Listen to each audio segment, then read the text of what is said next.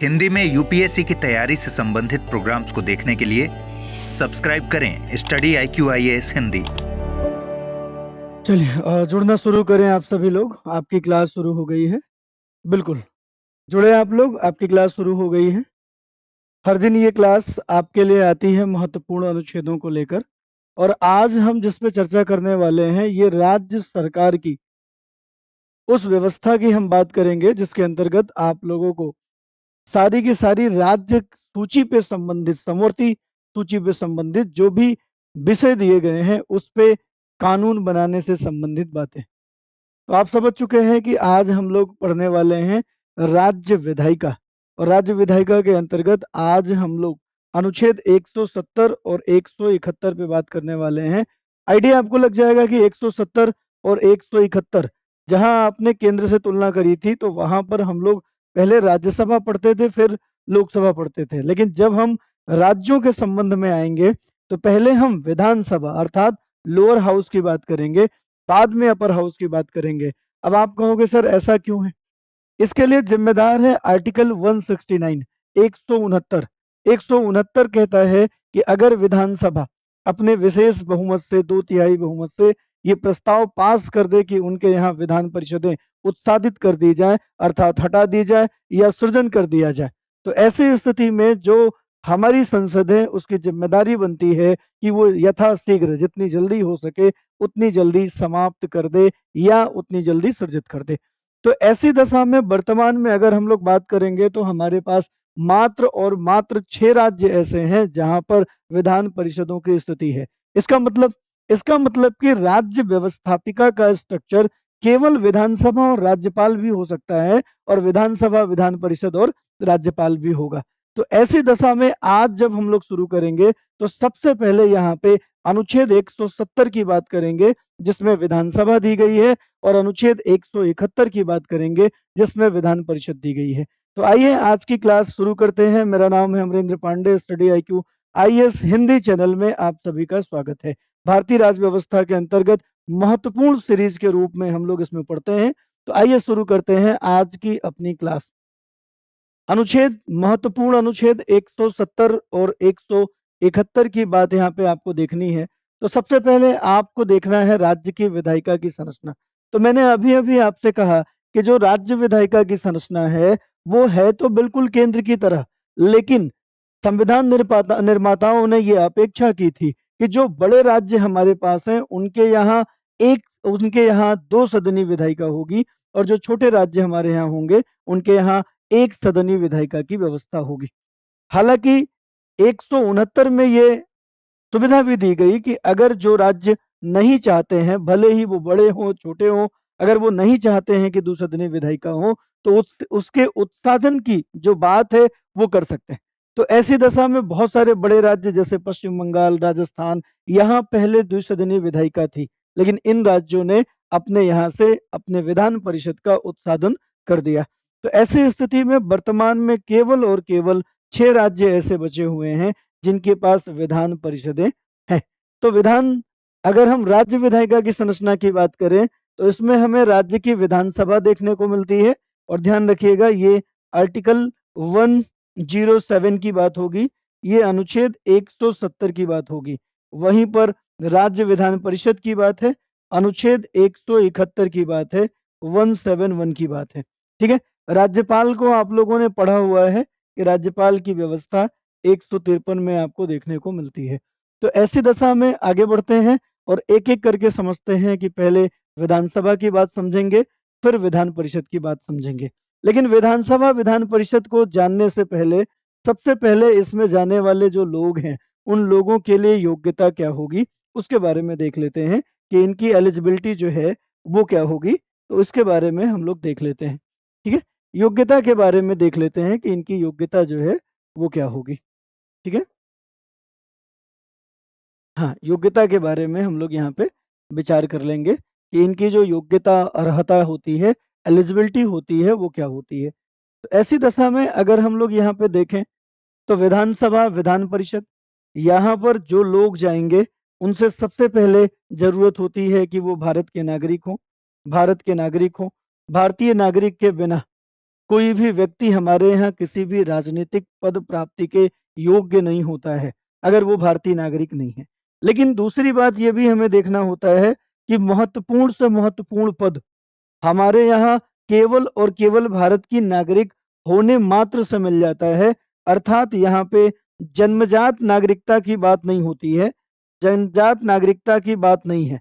ऐसा नहीं है कि कोई व्यक्ति बाई बर्थ सिटीजन होगा तभी हमारे बड़े राजनीतिक पदों पे जा पाएगा। अगर वो केवल और केवल नागरिक है और बाकी जो योग्यताएं अर्हताएं हमारे पास है उसको पूरा करता है, तो ऐसी दशा में वो भारत के किसी भी सर्वोच्च पद, इवन राष्ट्रपति के पद पर भी जाने के लिए वो योग्य होता है। साथ ही साथ अगर वो विधानसभा जा रहा है तो उसकी न्यूनतम आयु 25 वर्ष हो गई हो, और अगर विधान परिषद जा रहा है तो उसकी न्यूनतम आयु 30 वर्ष पूरी हो गई हो।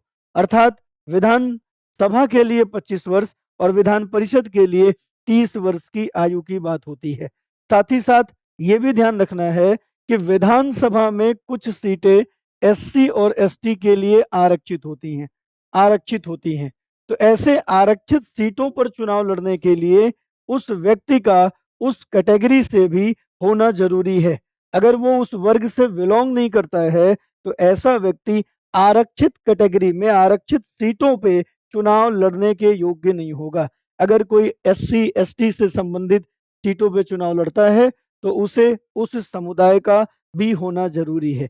लेकिन ध्यान रखना कि कोई एससी एसटी अन्य किसी सीटों पर चुनाव लड़ सकता है, लेकिन कोई अन्य व्यक्ति जो एससी एसटी नहीं है वो एससी एसटी की आरक्षित सीटों पे चुनाव नहीं लड़ सकता है। इस बात को भी यहाँ पे ध्यान रखना है।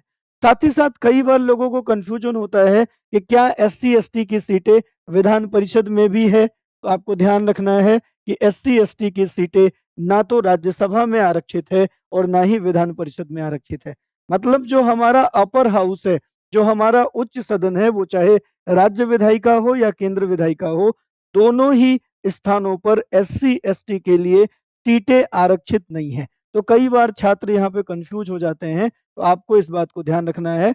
अपर हाउस जो है वो स्थानीय प्रतिनिधित्व न करके वो समग्र प्रतिनिधित्व करता है। जैसे राज्यसभा के जो सदस्य हमारे हैं वो राज्यों का प्रतिनिधित्व करते हैं, वहीं लोकसभा के जो सदस्य हैं वो स्थानीय प्रतिनिधित्व करते हैं। तो स्थानीय प्रतिनिधित्व में आरक्षण की व्यवस्था हमें देखने को मिलती है, ऐसे सार्वभौम प्रतिनिधित्व में हमें देखने को नहीं मिलता है।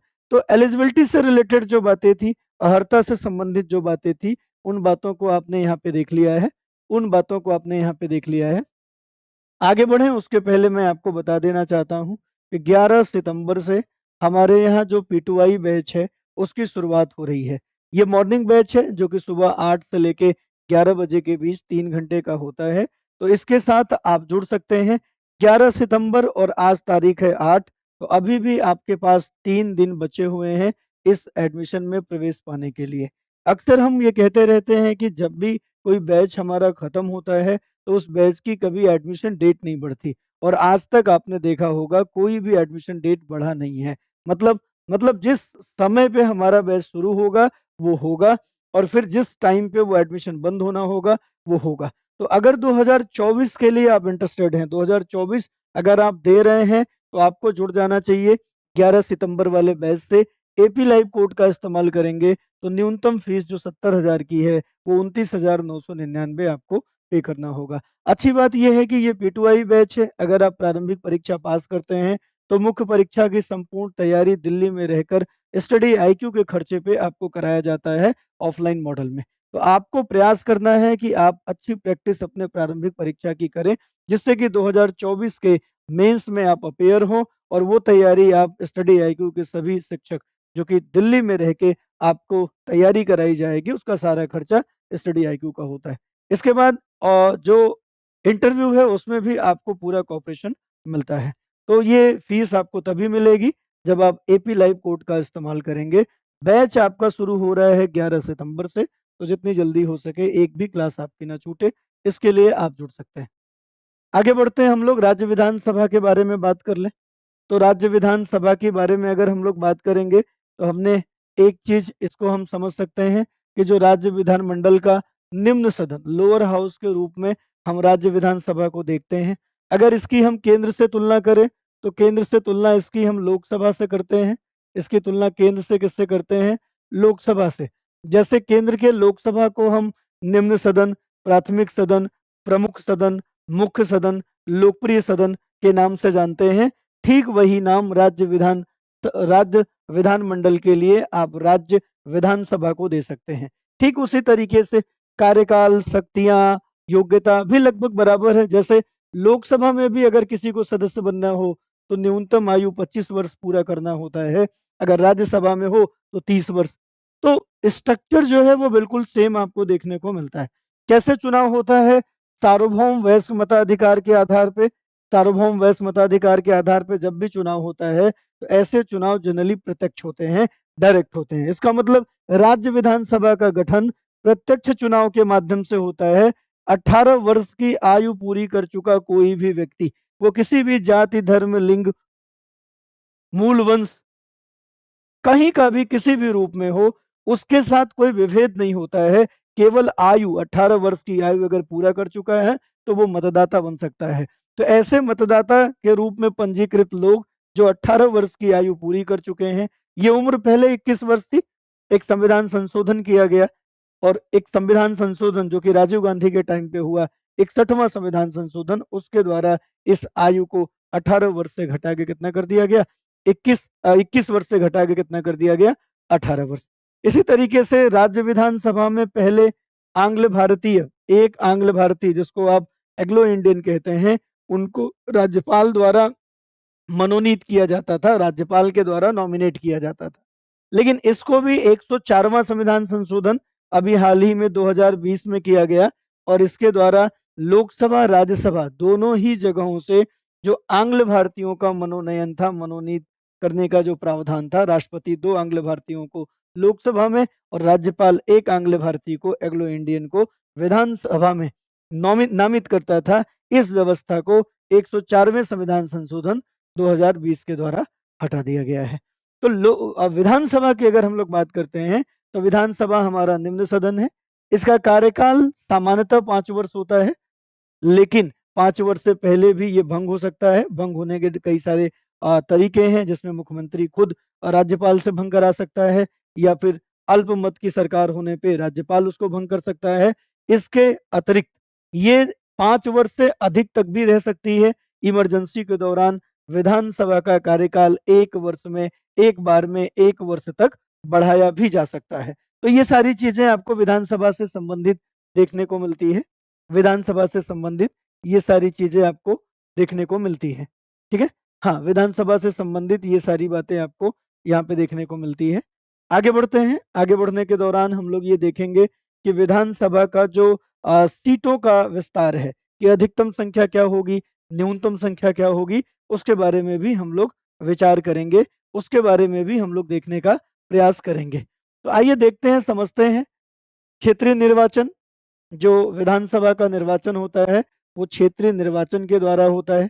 क्षेत्रीय निर्वाचन क्या होता है?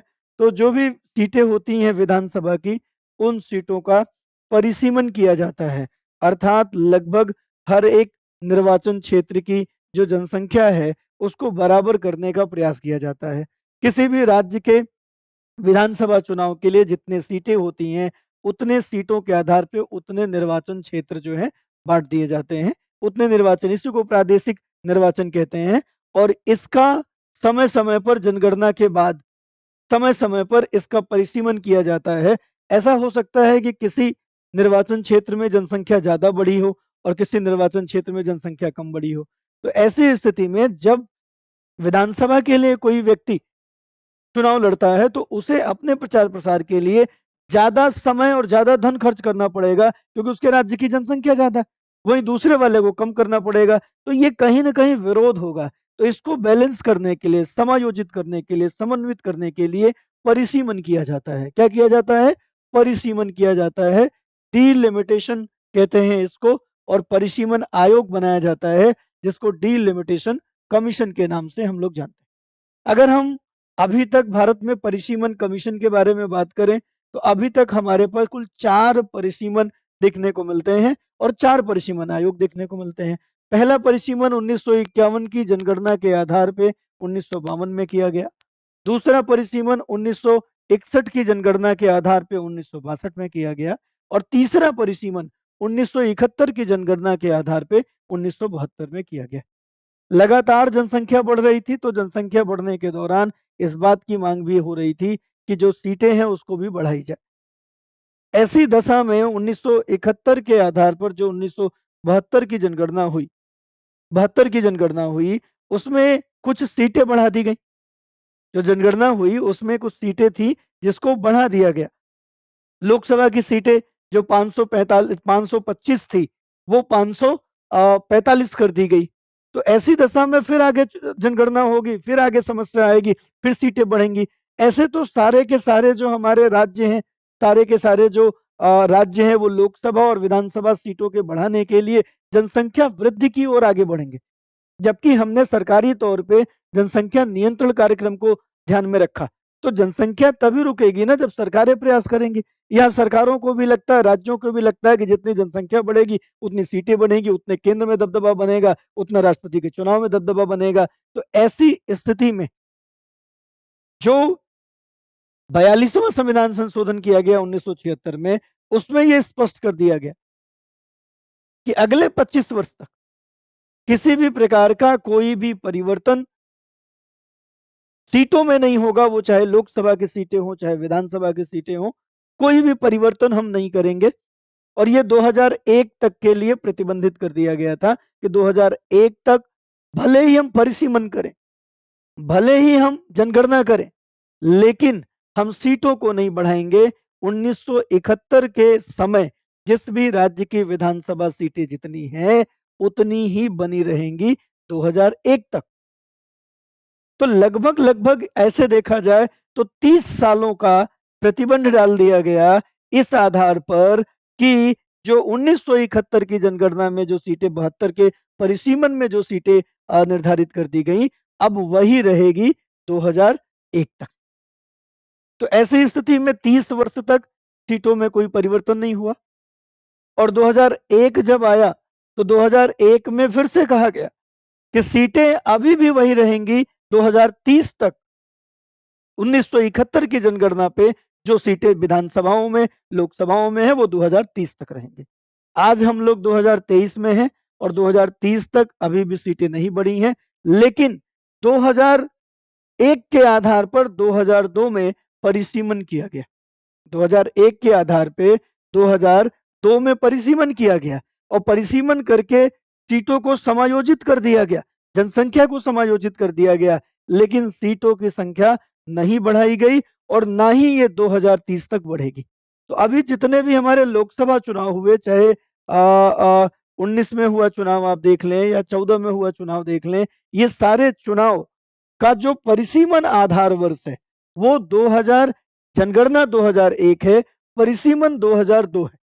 और जहां तक उम्मीद लग रही है कि आगे भी जो 2024 का चुनाव होगा उसका भी आधार वर्ष, परिसीमन आधार वर्ष जनगणना 2001 ही होगी और 2002 होगा, परिसीमन 2002 होगा और जनगणना 2001 होगी। लेकिन वहीं जम्मू कश्मीर को हमने केंद्र शासित प्रदेश के रूप में बनाया और जम्मू कश्मीर राज्य से लद्दाख अलग कर दिए।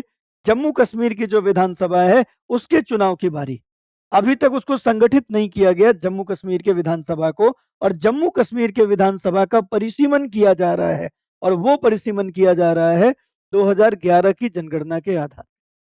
तो अभी जो हाल फिलहाल में अगर जम्मू कश्मीर विधानसभा का चुनाव होता है तो उसका परिसीमन आधार वर्ष जनगणना 2011 होगी।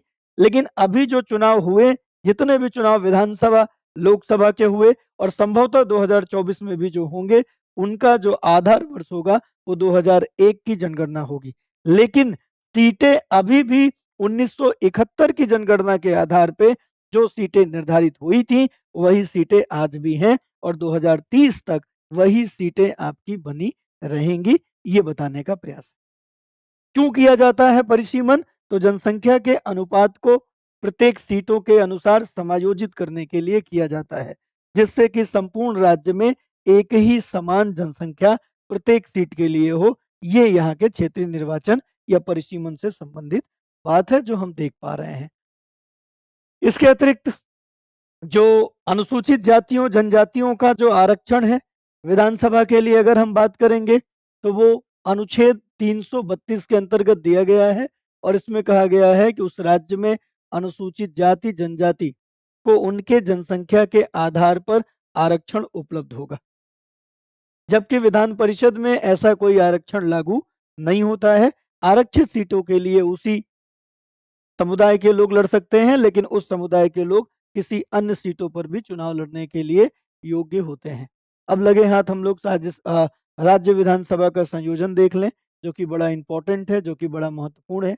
राज्य विधानसभा के लिए ये कहा गया है कि किसी भी राज्य के विधानसभा की अधिकतम सीट 500 से अधिक नहीं होगी, अर्थात इनकी संख्या 500 से अधिकतम नहीं होगी, 500 से अधिक नहीं होगी। उत्तर प्रदेश विधानसभा की अगर बात करें, जो कि भारत में सबसे बड़ी विधानसभा है, इसकी जो सीट है वो 403 स्थान इसमें देखे जाते हैं। अधिकतम 500 हो सकते हैं। उत्तर प्रदेश अभी तक सबसे बड़े ऐसे राज्य में आता है जिसके पास सबसे ज्यादा विधान सभा की सीटें हैं और वो है 403। ऐसे ही न्यूनतम सीटों की भी संख्या यहाँ पे निर्धारित की गई है। विधानसभाओं की न्यूनतम सीटों की संख्या 60 होगी, अर्थात 60 से कम नहीं होगी। लेकिन ये एब्सोल्यूट आत्यंतिक निरपेक्ष नहीं है, बल्कि कुछ ऐसे भी राज्य हैं जहां हमारी विधानसभा है और विधानसभा की सीटें 60 से कम भी हैं। अपवाद स्वरूप हम इन राज्यों को देखते हैं, जैसे अरुणाचल प्रदेश, सिक्किम और गोवा। इन राज्यों में अगर हम न्यूनतम संख्या की बात करें तो 30 है। इनकी जो न्यूनतम संख्या है वो 60 के आधा 30 है। वहीं पर अगर हम मिजोरम और नागालैंड की बात करें तो मिजोरम में 40 विधानसभा सीटें हैं और नागालैंड में 46 विधानसभा सीटें हैं, जो कि न्यूनतम मानक का उल्लंघन है। ऊपर हमने कहा कि 60 से कम की विधानसभा नहीं होगी, लेकिन ऐसे कुछ राज्य हैं जहां पे विधानसभा 60 से कम की भी है और उनकी अधिकतम संख्या हमारे न्यूनतम संख्या से कम है, ये देख सकते हैं आप। तो राज्य विधानसभाओं का जो संयोजन है अधिकतम 500 और न्यूनतम 60। सिक्किम को सबसे छोटी विधानसभा के रूप में और उत्तर प्रदेश को सबसे बड़ी विधानसभा के रूप में आप देख सकते हैं, सीटों के आधार पे, सीटों के आधार पे। तो ये रहा हमारा विधानसभा से संबंधित बातें। लगे हाथ हम विधान परिषद से संबंधित बातें कर लें। अनुच्छेद 171 में विधान परिषद का प्रावधान है, लेकिन विधान परिषदें हमारे यहाँ सभी राज्यों में नहीं है। हमने क्लास के शुरुआत में भी कहा कि बड़े राज्यों के लिए अपेक्षा की गई थी, छोटे राज्यों के लिए नहीं। किंतु क्योंकि इस परिषद का मुख्य उद्देश्य अवरोध अवरोधक के रूप में ही काम करना था, ये किसी भी विधेयक पर पूर्ण निर्णय या पूर्ण अवरोध नहीं लगा सकती, तो ऐसे में बहुत सारे राज्यों ने कई बार इसे अननेसेसरी भी माना और ऐसी दशा में वर्तमान में केवल 6 ऐसे राज्य हैं जहां पर ये विधान परिषदें हैं। आगे राज्यों का नाम हम आपको बता देंगे। इसे हम उच्च सदन के नाम से जानते हैं, अपर हाउस के नाम से जानते हैं विधान परिषद को। इनका निर्वाचन अप्रत्यक्ष होता है और इनके निर्वाचन के लिए कुछ इलेक्टोरल कॉलेज बनाए जाते हैं, जिन इलेक्टोरल कॉलेज के द्वारा इनका निर्वाचन किया जाता है। साथ ही साथ ये भी देखना है कि संविधान का अनुच्छेद 169 ये अधिकार देता है खुद विधानसभा को कि वो विधान परिषदों का सृजन या उत्साधन करा पाए, उनका निर्माण करा सकते हैं या उनका समापन करा सकते हैं। इसके लिए अपने 2/3 बहुमत से इन्हें बस प्रस्ताव पास करना होता है और तब जाके संसद संसद साधारण बहुमत से, और जो विधानसभाएं हैं ये विशेष बहुमत से प्रस्ताव पास करती हैं। संसद इसका निर्माण साधारण बहुमत से कर देती है। जब संसद इसका निर्माण साधारण बहुमत से करती है तो ऐसे में राज्यों के लिए विधान परिषदें तो हो जाती हैं, अनुसूची 1 में अनुसूची 4 में परिवर्तन भी हो जाता है, लेकिन इसे हम संविधान संशोधन नहीं मानते। कैसे सृजन होता है, तो एक बार जो बातें मैंने कही देख लीजिए। विधानसभा का संकल्प उपस्थित और मतदान करने वालों का 2/3 अर्थात विशेष बहुमत से पास होना जरूरी है, हटाना हो या बनाना हो। जैसे ये प्रस्ताव पास हो जाता है फिर संसद उस पर काम करना शुरू करती है और संसद विधान परिषद के निर्माण या समापन के लिए कानून पारित करती है। वो दोनों सदनों के साधारण बहुमत से पारित करती है। क्योंकि राज्य के पास असीमित शक्तियां और अधिकार है, इसलिए संवैधानिक संरक्षण की आवश्यकता पड़ती है। यही कारण है कि जो हमारे विधान परिषद है वो इसीलिए बनाया गया है संवैधानिक रूप से, जिससे कि वो असीमित शक्तियों पे कुछ प्रतिबंध लगा सके। लेकिन पूर्ण प्रतिबंध लगाने की स्थिति विधान परिषदों की नहीं होती है। भारत में अगर हम बात करें द्विसदनीय विधायिका के लिए, तो द्विसदनीय विधायिका के लिए हमारे पास कुल 6 राज्य हैं। 6 राज्य में अगर हम देखेंगे तो इन राज्यों का जो क्रम है, ये अगर हम मैप पे देखने का प्रयास करें, तो मैप पे हमें ये वंश के रूप में देखने को मिलता है। मतलब मैप पे अगर हम देखें, तो ये हमें वंश के रूप में देखने को मिलता है। जैसे जैसे हमें उत्तर प्रदेश और बिहार, अब पता लगा उत्तर प्रदेश और बिहार, यहाँ हमें देखने को मिलता है हमारी विधान परिषद। ऐसे ही महाराष्ट्र और कर्नाटक, महाराष्ट्र और कर्नाटक, महाराष्ट्र और कर्नाटक, और ऐसे ही तेलंगाना और आंध्र प्रदेश, तेलंगाना और आंध्र प्रदेश। देखिए वंश के रूप में हमें देखने को मिलते हैं। मतलब जहां पर भी हैं दो राज्य आपस में जो सटे हैं, उनमें ही विधान परिषदें देखने को मिलती है। तो इस हिसाब से आंध्र प्रदेश, बिहार, कर्नाटक, महाराष्ट्र, तेलंगाना और उत्तर प्रदेश, ये 6 ऐसे राज्य हैं जहां पर हमें विधान परिषदें देखने को मिलती हैं, विधान परिषदें देखने को मिलती है। तो जब भी आप इस बैच से जुड़ें तो एपी लाइव कोड का इस्तेमाल करना न भूलें, और इस बैच से आपको जुड़ना चाहिए। 11 सितंबर से शुरू हो रहा है। मॉर्निंग 8 बजे 3 नहीं 3.5 घंटे की अब कक्षाएं होने लगेंगी, क्योंकि आपको 2024 के लिए प्रारंभिक परीक्षा के लिए पूर्णतः तैयार करना है, और मुख्य परीक्षा को भी आपके मुख्य परीक्षा से पहले पूरा कराना है विद प्रैक्टिस। इसके अलावा इसमें मेंटरशिप प्रोग्राम भी है। जैसे ही आप एडमिशन लेते हैं, स्टडी आईक्यू की कंप्लीट जो नोट्स और बुक हैं वो आप तक जाती हैं, और मैं जिम्मेदारी के साथ कहता हूँ बहुत ही क्वालिटेटिव बुक है। आप उसको पढ़ के वाकई में एक अलग तरीके का फील करेंगे, और आपको लगेगा कि हम प्रारंभिक और मुख्य परीक्षा दोनों के लिए तैयार हो रहे हैं। फटाफट करिए, 11 सितंबर से ये बैच शुरू है ना? 11 सितंबर से ये बैच शुरू है, तो फटाफट आप जुड़ सकते हैं इसके साथ। कोड यूज करिएगा एपी लाइव, आप देख सकते हैं। आगे बढ़ते हैं हम लोग। तो यहाँ पे विधान परिषदों की बात करें, तो विधान परिषद की अधिकतम संख्या, अगर हम विधान परिषद के अधिकतम संख्या की बात करेंगे, तो ध्यान रखना है कि विधानसभा की अधिकतम संख्या उस राज्य के विधान परिषद की अधिकतम संख्या उस राज्य के विधानसभा के 1/3 से अधिक नहीं होनी चाहिए, 1/3 से अधिक नहीं होनी चाहिए, और न्यूनतम संख्या इसकी 40 से कम नहीं होनी चाहिए। मतलब अगर किसी राज्य में विधान परिषद की संख्या 40 ही हो रही है या उससे कम हो रही है, तो विधान परिषद ही ना हो। इनकी 40 से कम विधान परिषद की संख्या नहीं होनी चाहिए। अधिकतम क्या होगा? उस राज्य के विधानसभा का 1/3 होगा। उत्तर प्रदेश की बात करें तो उत्तर प्रदेश में विधानसभा तो 403 की है, लेकिन विधान परिषदें 100 सदस्यों की ही है। कितने सदस्य की है उत्तर प्रदेश में? 100 सदस्यों की है। आप कहोगे सर 100 सदस्य 1/3 से कम है। हाँ, अधिकतम 1/3 होनी चाहिए ना, 1/3 से ज्यादा नहीं होगी। 1/3 होगी, 1/3 से कम हो सकती है, लेकिन 1/3 से ज्यादा नहीं होगी। इनका निर्वाचन कैसे होता है? हमने पहले भी बताया, इनडायरेक्ट होता है, अप्रत्यक्ष होता है।